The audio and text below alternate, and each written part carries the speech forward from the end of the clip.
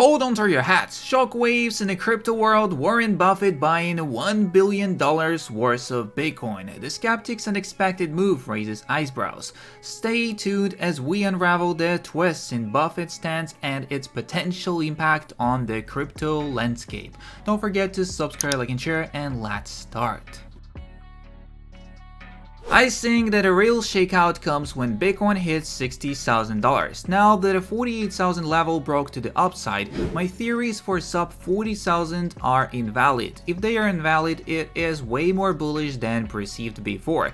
If that's the case, it won't give you that perfect retest for entry, and it would hover just deep enough that froth is washed and sidelined capital don't get desired entries. So what's the invalidation? Well, if it closes below the 48,000 again meaningfully, we would be in some serious situation. LOL. Bullish max pain would be that to SFP 48,000 and run to 60,000 from there. But given how sticky it has been, my best guess still stands with this, as you can see it on the image right there.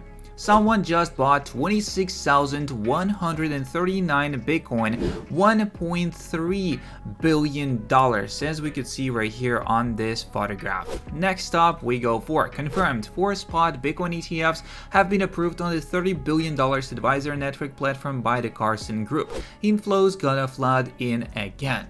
Carson Group, an Omaha, Nebraska-based registered investment advisory which has $30 billion on its platform, said it has approved just 4 of the 10 new Bitcoin ETFs, and that list includes BlackRock's $6.6 billion iShares Bitcoin Trust and the $4.8 billion Fidelity-Wise Origin Bitcoin Fund. The two products receiving the most investor inflows so far, as well as smaller offerings from Bitwise and Franklin Templeton. The next one, co-founder of Reddit, Alexis Ohanian, explains why the world needs a money like Bitcoin that isn't controlled by a single government. Also, coin-denominated Bitcoin funding rates extremely bullish. Do you think these traders will be correct, or is plain contrarian or better contrarian the better option? Also, Bitcoin doesn't need to produce cash flows. Bitcoin is the money. Other things will produce Bitcoin. Over the next 20 to 30 years, we will assess businesses based on their ability to earn Bitcoin cash flows. We're so early that you can buy money today using pieces of paper. Warren Buffett's Berkshire Hathaway makes a $1 billion move on this crypto stock. The well-known skeptic of Bitcoin, Warren Buffett always finds an opportunity to publicize his opinion against the crypto industry. Even as an extremely negative stance, Buffett has rejected buying Bitcoin even on the days when Bitcoin was priced at $15,000 in 2018. And expecting a doomsday, Buffett said, in terms of cryptocurrencies generally, I can say with almost certainty that they will come to a bad ending in 2018. 5 years later, the Bitcoin price is back above the $50,000 with all-time high of $69,000, with the market anticipations of more than $100,000 this year post-halving, and yet Buffett remains hawkish on his stats. However, not every follower of Buffett likes to follow his rule, as even though his dislikes are public knowledge, his holdings company Berkshire Hathaway takes a different approach, and we're talking about new holdings. After the initial investment of $500 million for the leading Latin American digital-first new bank in 2021, Buffett or one of his advisors have increased its stake to $1 billion. New Holdings warrants $1 billion indirect crypto bet.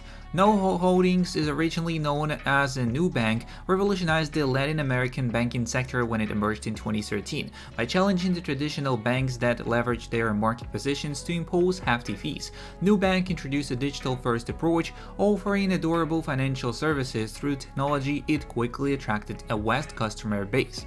Founded by David Wallace, a seasoned entrepreneur with a background in venture capitalism at Sequoia Capital, New Bank's digital-first strategy presents a formidable challenge to traditional banks encumbered by outdated, cost-intensive operational models. New Bank offers Bitcoin and more. Amongst multiple innovative products is New Crypto, which was launched in 2022.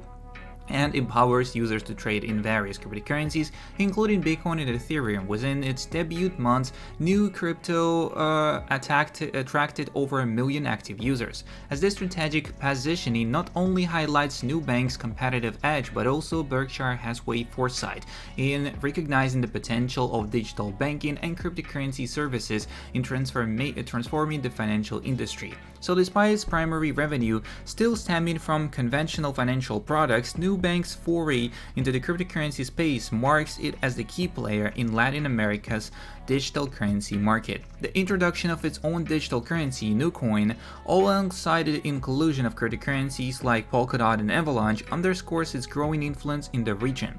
And in many ways, Nubank isn't the first stock chosen by Buffett that is going against the financial ideologies. For example, Buffett had avoided technology stock for decades and has a long history with banks. Berkshire Hathaway owned stock in Bank of America and Citigroup, for example, and it has owned Wells Fargo stock for years.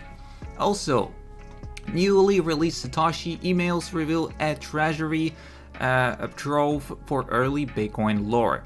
A litany of insights into the early days of cryptocurrency were recently revealed when Bitcoin creator Satoshi Nakamoto's earliest collaborator, Marty Malmi, published 120 pages of email correspondences between the two over the GitHub on February 23rd. The true identity of Nakamoto remains a point of conjecture throughout the greater cryptocurrency and blockchain community.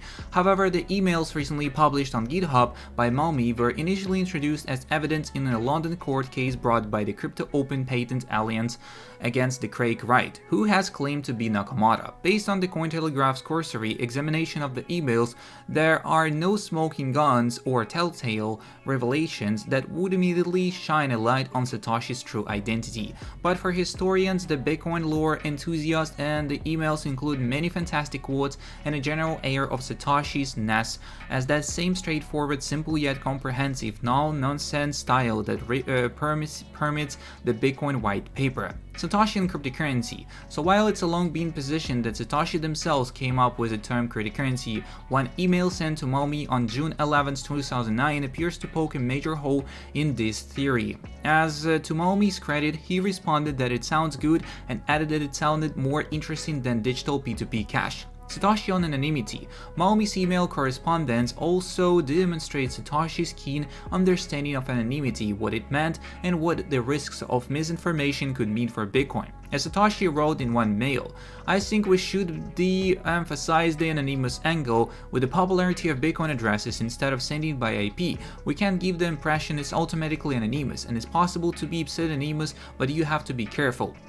And emails continues to essentially predict the rise of blockchain forensics, as if someone digs through the transaction history and starts exposing information people thought was anonymous, the backlash will be much worse if we haven't prepared expectations by warning in advance that you have to take precautions. That's all the information we got on today's video, and if you're interested in more content on the Bitcoin, don't forget to subscribe, like, and share. See you in the next one, and peace.